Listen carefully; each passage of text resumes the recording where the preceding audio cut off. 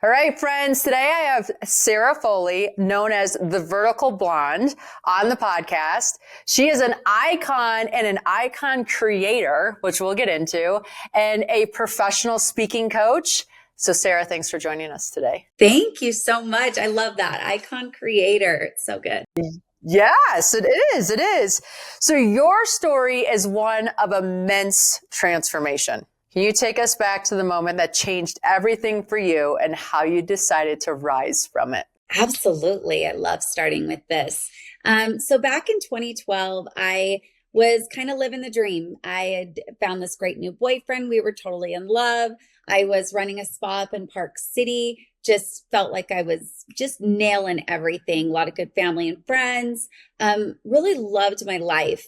And the boyfriend and I, we went down on just a little weekend getaway to Brian Head. It's about 3 hours south of Salt Lake, and stayed in his family's cabin. And we went out on four-wheel rides with another couple. The point of the story that I feel like is very interesting, if you will, is that morning him and I had gone on this hike.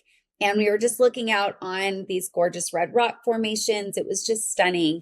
And I said to him out loud, I just said, gosh, my life is perfect. There's really nothing about it that I would change. And little did I know that I would never walk down that mountain. Little did I know that just 4 hours later, as we were on a four-wheel ride, him staying true to his promise to just keep me safe that day. We were out with another couple, and the guys went on up ahead because the trail kind of went up and around this bend in the road. Couldn't quite see what was on the other side. A few minutes later, we see the other guy up on top of the hill waving us up, saying we're safe. And so I start up ahead, the other girl's behind me. What we don't know is that my boyfriend's coming around the trail, coming around the bend to come and get me. And in that moment of panic, I jerked the handlebars to the right. I remember looking to the left in total slow motion and seeing him all the way to the other side of the road, and then seeing his eyes just get so wide in this terror.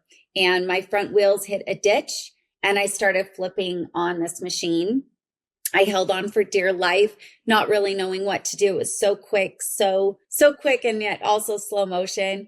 And flipping and just hearing that crunching of bone and metal and ground. And I can still hear it so vividly. I can still smell the dirt. It's so ingrained in your body. And he came running over to me, and in that moment, I just thought I was completely mangled.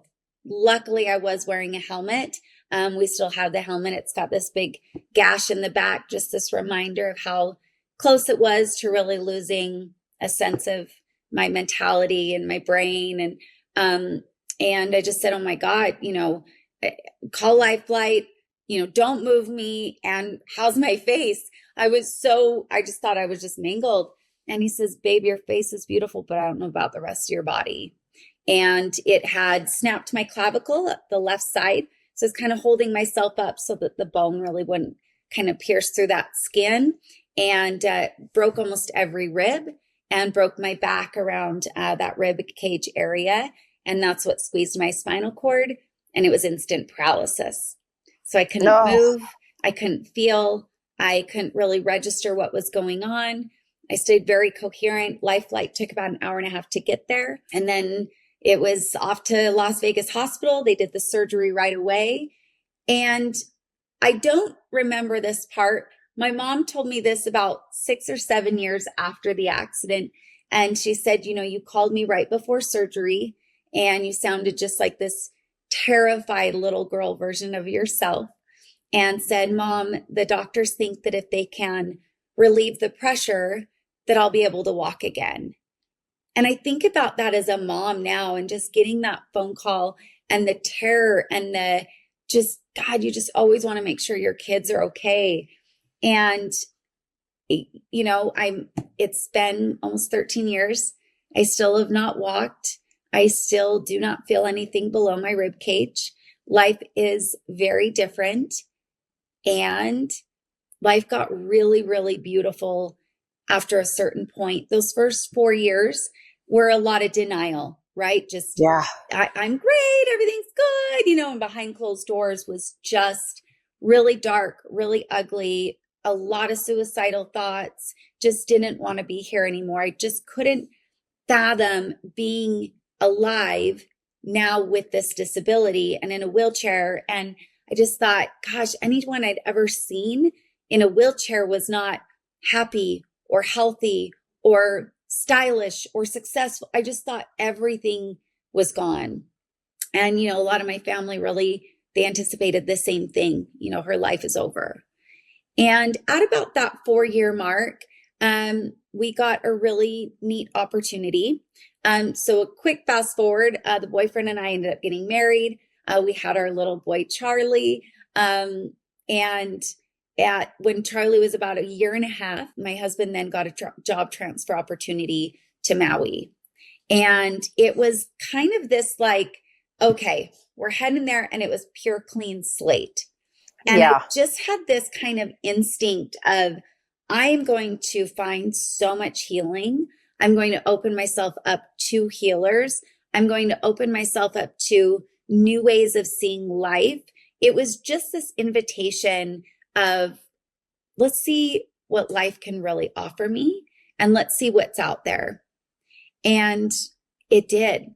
I got introduced to an artist who painted me walking on the beach again. I got introduced to a therapist who I consider my medicine woman. She taught me how to reconnect with my body again. I met a dance teacher who taught aerial silks, and she would get me up in the air and feel light, feel just lightness in my body again, and dancing and feeling sensual and strong. I started showing up differently. I started dressing differently. And all through this that was going on, everyone that was back home in Utah kept saying, what's going on now? What are you doing now? Are you healing? Are you walking? Are you, they want to know all the stories. And so I decided to start a blog, and instinct, I just knew that whatever I named this blog was going to have a really big effect. And I came up with this name for myself, Vertical Blonde. And I used her as this identity, this clean slate identity of, who do I want to be? How do I want to show up? How do I want to think? And I would use her as almost this true north of, what would Vertical Blonde do? How would Vertical Blonde treat her body? How would Vertical Blonde show up? What would she think? What would she eat? And it was this total identity shift. And I realized we are so much more in control of who we are than we think we are. And 100%. It just began this incredible journey. And I may not have walked again, but dang, I sure found the path that I was meant to walk. Isn't that amazing? The power of people, right? When people are like, who you surround yourself with matters, because they breathe possibility into your story, and they see things that you can't see because they get to bring their perspective to you, right? 100%. It was so cool meeting all these people and just thinking, gosh, there is another way. Yeah, no, definitely. And then making that avatar. Like, I'm a huge proponent of creating avatars. When I started climbing mountains, I'd never slept in a tent before. So I'm like, okay, this version of Jenn isn't getting to the top of any mountain. This version of Jenn is like, so I had to create an avatar for that mountain experience, that I knew how she thought, or how she trained, how she slept, how she overcame things. And it just allowed me to separate from myself, but then zip on that super suit and become her. And then all of a sudden, it didn't even need to zip on the suit anymore, right? Then I'm like, I can tap into this version of me. And I mean, I have multiple avatars. I have Magnificent Mom. I have Super Sleeper. I have like these different pieces that allow me to like show up as my best self based on who I want to be in that moment. 1,000%. And that's really where the idea of icon came from. It was this inner icon. It was, if I just got full permission to create this version of myself, and it was fully iconic and fully showing up and just, doing the dang thing, like, who is she? And that's been really, really cool. And kind of doing it almost by accident, not realizing the power that was really transpiring And then I got into Tony Robbins and, really into personal development. I thought, man, I was really onto something. And you're right. It's almost like, it kind of feels like you have to put on the suit in the beginning because it doesn't feel natural. It doesn't feel like it's who you are yet. And then all of a sudden you become aligned with this version of yourself. And there's, I would say there's a version of ourselves we've practiced being, and then there's that icon inside of you. So you just have to start practicing this version. Oh, I love that. Yes, because we are our habits.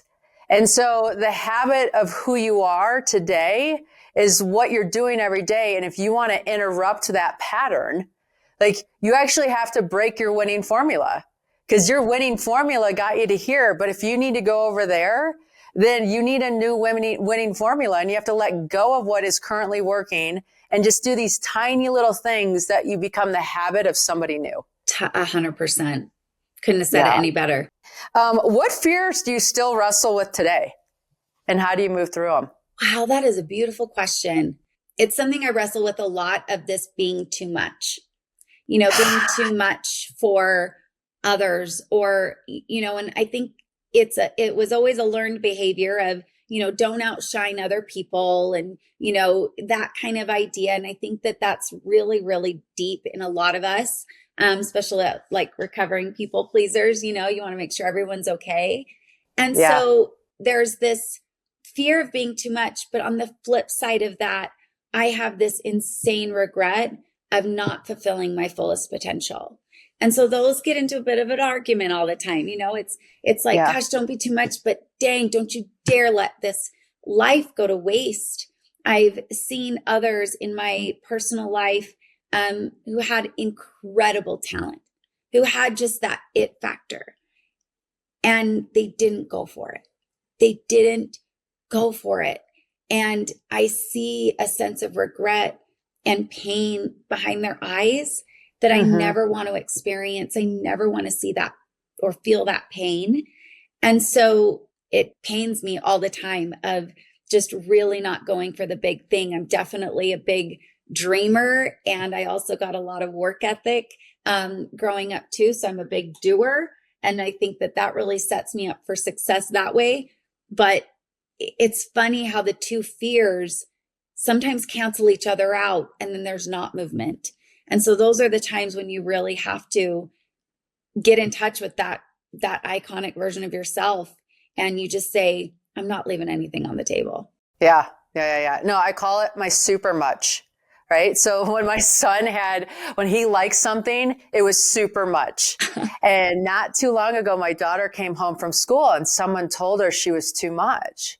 I'm like, no, you're super much, honey. That too much doesn't fit in their box, but that's too much is your superpower. And that's what you need to lean into. And so she was like, I don't get it. So we sat down there and just like walked through it and talked through it. And I didn't want her to give that part of her up, because I think all of us have that, right? Like I have too many kids, or I'm too loud, or I'm too energetic, or I'm too like go, like blah, blah, blah, blah, blah. I'm like, for you, I can be, but I'm me, and I'm here to do me, and I only get one shot at me.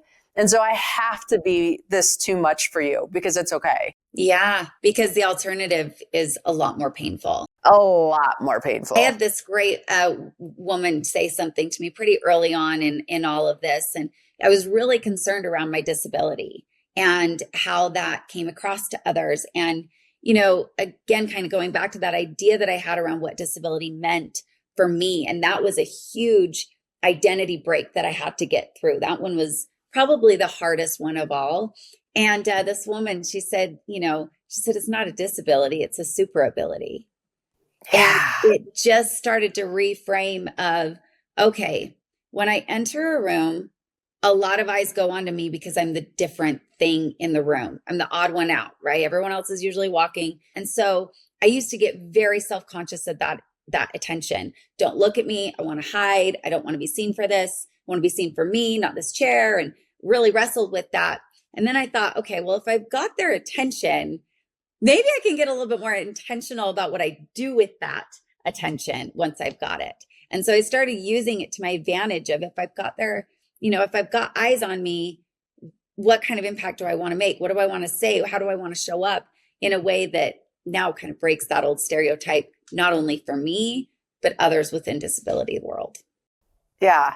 And we say this, right? Like once we become aware, now we realize, okay, I want to shift that story or change that story. So here's my new way of looking at this. It's not a disability. It's my super ability. And I have this attention. So how do I not shy away from it, but lean into it? But it's a process, right? I mean, it wasn't like, hey, I said this and now all of a sudden I live it and I feel authentic all the time, right? So how did you go through that shift to go from hiding to owning?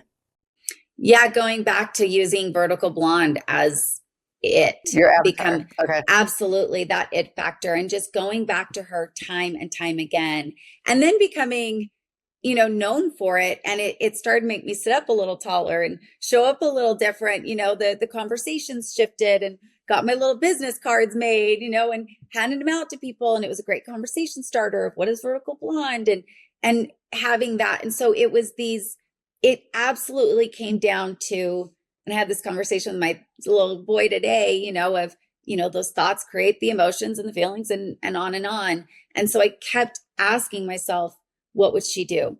How would she show up? It was a constant reframe through the questions, and it just gave me different answers than how I really wanted to show up.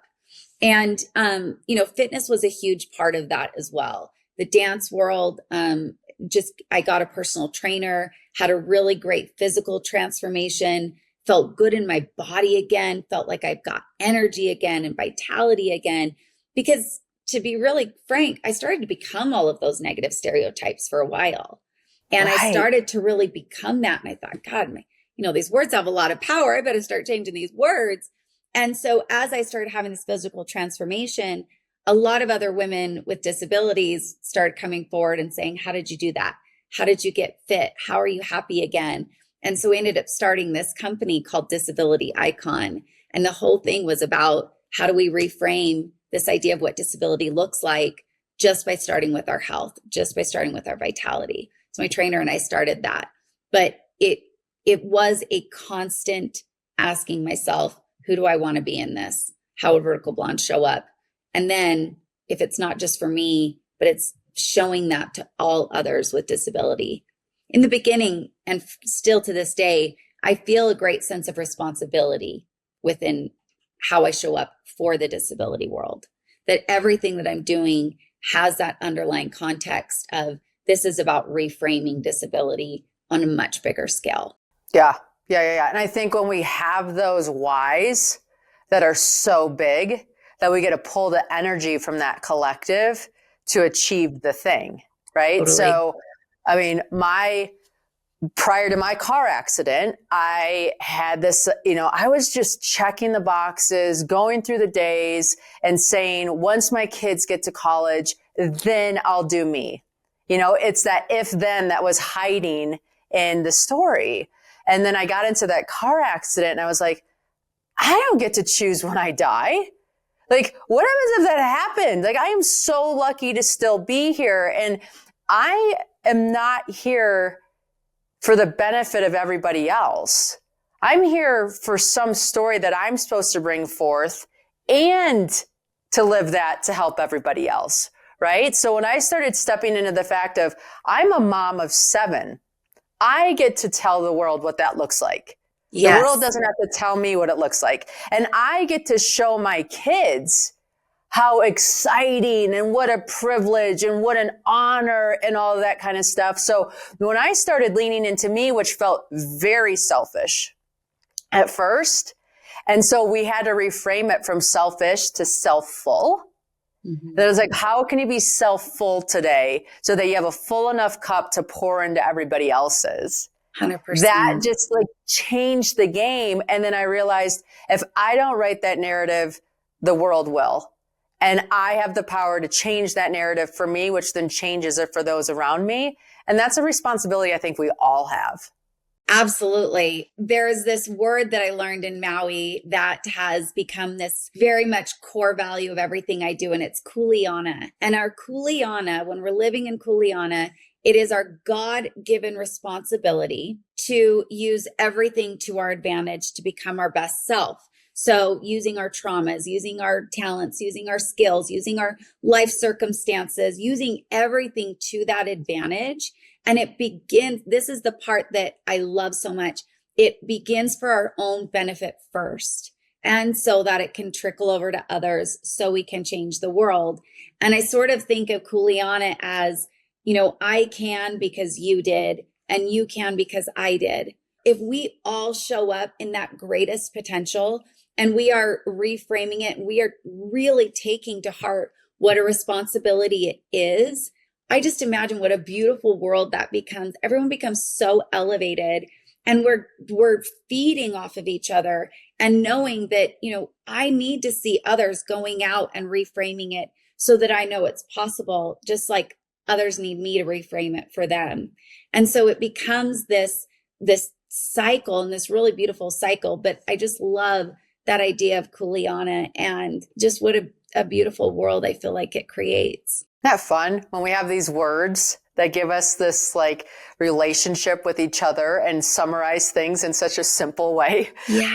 What's a small but powerful habit that helps people build confidence to take action? 1000%, it begins with our vitality. So it begins with our physical health. If we don't feel like we've got the energy to tackle the dream, we kiss the dream goodbye.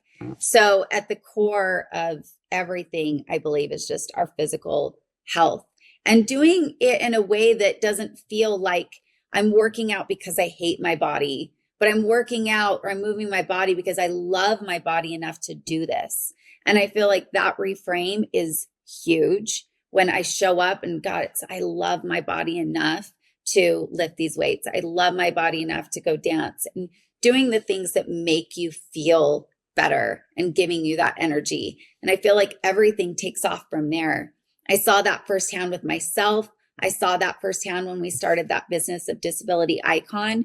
Every single one of those women that went through, they'd get to this certain point and they would just say, what else can I do?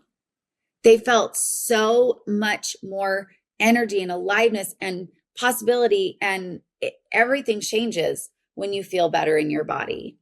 And then from there, it's that identity shift, which comes in really handy. You give speeches, I give speeches.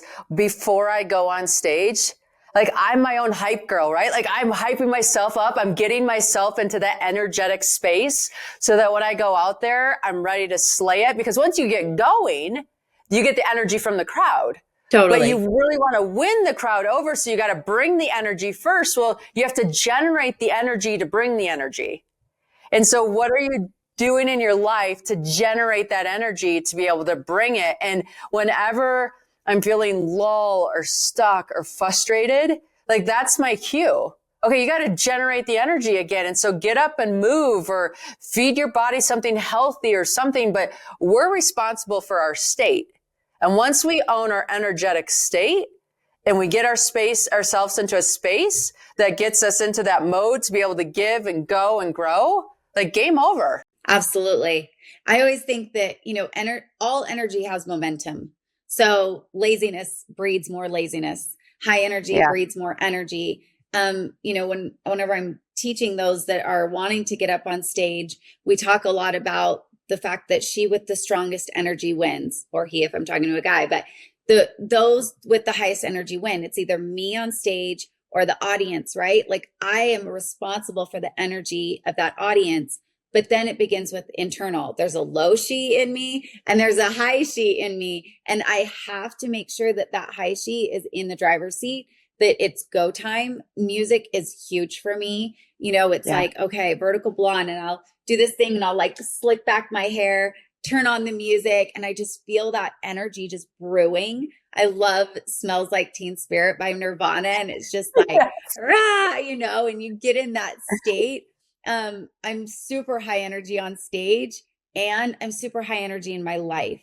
So when I'm on stage, it doesn't feel like I'm forcing anything. I'm not exhausted. I'm actually more energized afterwards. Oh, definitely. And again, we've been saying this 100 times in this episode. So hopefully everybody takes this away. Like, you are the habit of you.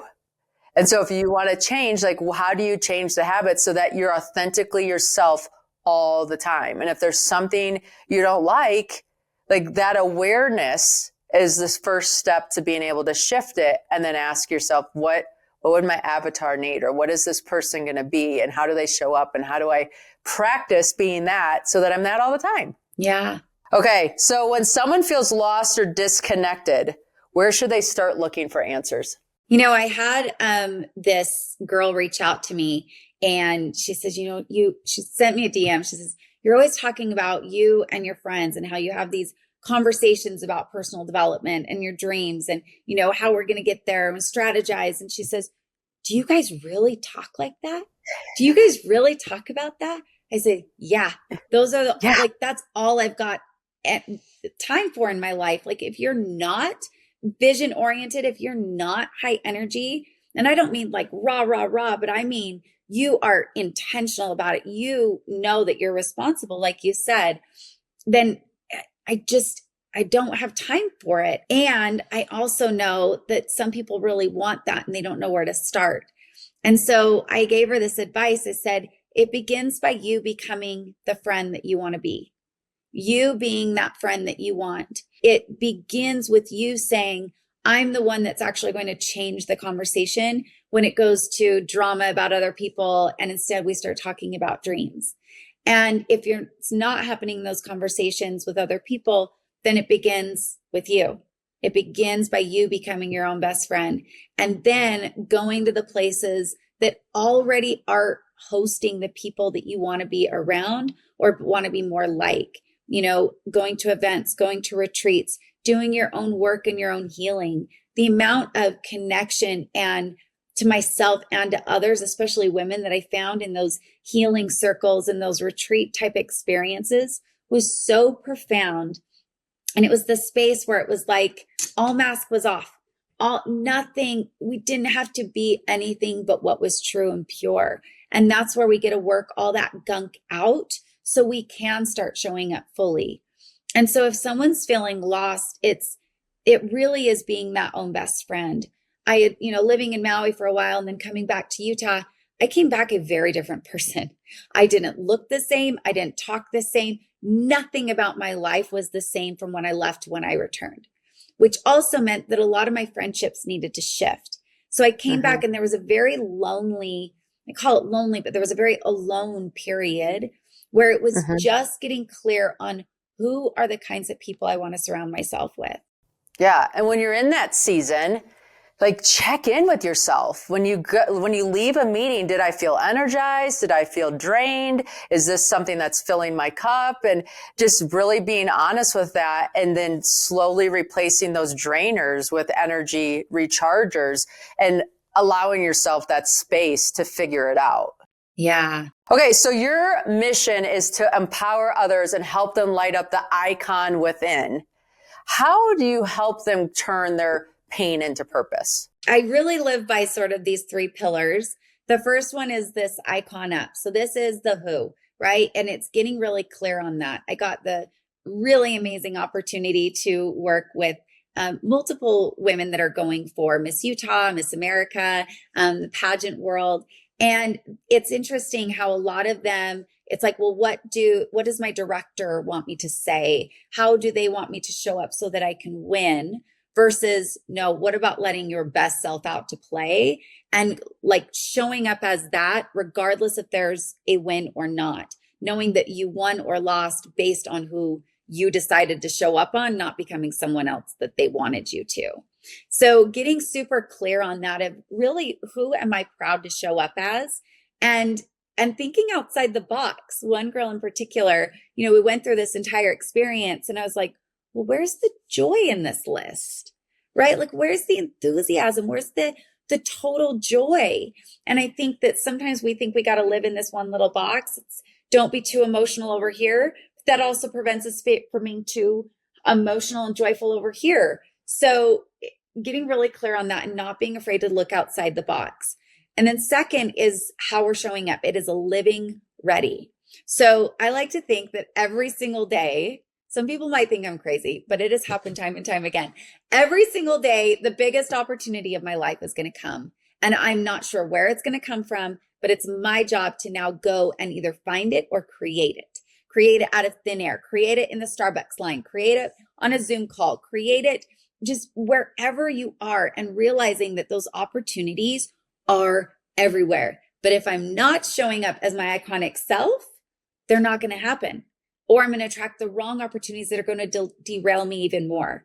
So living ready is about getting up and showing up every single day, moving our body, getting fit, feeling vitality, showing up, getting ready every day, presenting yourself as if you were camera ready every single day. And then the last one, and I think this is probably the most important, especially if you are wanting to really serve an audience and use that message for a greater good, that you are already the living proof. I think too often people, they keep it really surface level of go be your best self. And they're not utilizing anything that was so transformational to them in a way that, how did you get through it? What has already worked for you? Because then you can get out of your head. It's not about finding the right words so that you appease your audience. It's about getting down in your gut and speaking from a place of knowing, speaking from a place of truth and results. So people say, whoa, like this person, they know exactly what they're talking about. I want to hear them more because I know that it's pure truth. So it's icon up, live ready, and be that living proof. If you were to go back and talk to yourself in the hardest moment of your life, what would you say, knowing what you know now? First moments of the day after waking up, after my accident, and having to go through and do this new physical routine that just felt very low. And I would have to be in the bathroom for a while, and body moves a little differently now. And I would just sit there and I would stare at this floor and I would just think, how hard do I have to throw myself off of this chair to kill myself? And I just think back of like this sweet girl and how lost she felt and felt so low, and there was zero hope. And she felt like such a burden to everybody around her.